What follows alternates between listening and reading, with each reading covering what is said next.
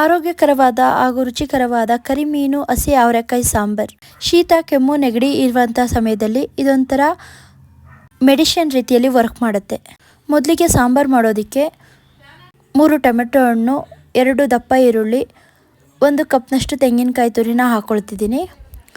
ಇವಾಗ ಇದನ್ನು ನುಣ್ಣಗೆ ರುಬ್ಕೊಂಡು ಇದಕ್ಕೆ 4 ಟೇಬಲ್ ಸ್ಪೂನ್ನಷ್ಟು ಬೇಳೆ ಸಾಂಬಾರು ಪೌಡ್ರನ್ನ ಆ್ಯಡ್ ಮಾಡ್ಕೊಳ್ತಾ ಇದ್ದೀನಿ.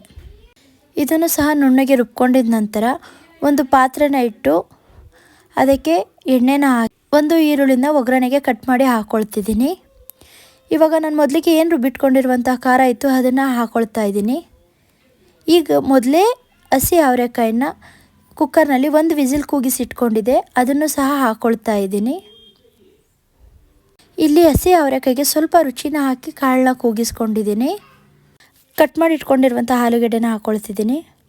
ಈಗಾಗಲೇ ತೊಳೆದಿಟ್ಕೊಂಡಿರುವಂತಹ ಕರಿಮೀನನ್ನು ಹಾಕ್ಕೊಳ್ತಾ ಇದ್ದೀನಿ. ಈಗಾಗಲೇ ಚೆನ್ನಾಗಿ ಹುರಿದು ತೊಳೆದಿಟ್ಕೊಂಡಿರುವಂತಹ ಕರಿಮೀನನ್ನು ಹಾಕ್ಕೊಳ್ತಿದ್ದೀನಿ. ಈ ಮೀನನ್ನು ಒಂದು 8 ರಿಂದ 10 ಬಾರಿ ಚೆನ್ನಾಗಿ ತೊಳಿಬೇಕಾಗತ್ತೆ. ಹುರಿದಿದ ನಂತರ ತಲೆಭಾಗನ ಕಟ್ ಮಾಡಿ ಆನಂತರ ತೊಳಿಬೇಕಾಗತ್ತೆ. ಇವಾಗ ಇದಕ್ಕೆ 3 ಬದನೆಕಾಯನ್ನು ಕಟ್ ಮಾಡಿ ಹಾಕ್ಕೊಳ್ತಿದ್ದೀನಿ. ಮತ್ತು 1 ನಿಂಬೆಹಣ್ಣು ಗಾತ್ರದ ಹುಣಸೆಹಣ್ಣನ್ನು ಹುಳಿ ಹಾಕ್ಕೊಳ್ತಾ ಇದ್ದೀನಿ. ಇದೆಲ್ಲನೂ ಹಾಕಿದ ನಂತರ ನಿಮಗೇನಾದರೂ ಸಾಂಬಾರು ಗಟ್ಟಿ ಅಂತ ಅನಿಸಿದ್ರೆ ಸ್ವಲ್ಪ ನೀರನ್ನು ಸಹ ಹೆಚ್ಚಿಸ್ಕೋಬಹುದು. ಈ ರೀತಿ ಕನ್ಸಿಸ್ಟೆಂಟಲ್ಲಿ ನಾನು ರೆಡಿ ಮಾಡಿಕೊಂಡು ಸಾಂಬಾರಿಗೆ ಬೇಕಾದಂಥಷ್ಟು ರುಚಿನ ಆ್ಯಡ್ ಮಾಡ್ಕೊಳ್ತಾ ಇದ್ದೀನಿ. ಈಗ ರುಚಿಯಾದ ಕರಿಮೀನು ಸಾಂಬಾರು ರೆಡಿಯಾಗಿದೆ. ತುಂಬ ಆರೋಗ್ಯಕರ ಹಾಗೂ ರುಚಿಕರವಾದ ಕರಿಮೀನು ಸಾಂಬಾರು. ಇಷ್ಟ ಆದರೆ ಲೈಕ್ ಮಾಡಿ, ಶೇರ್ ಮಾಡಿ, ಕಮೆಂಟ್ ಮಾಡಿ.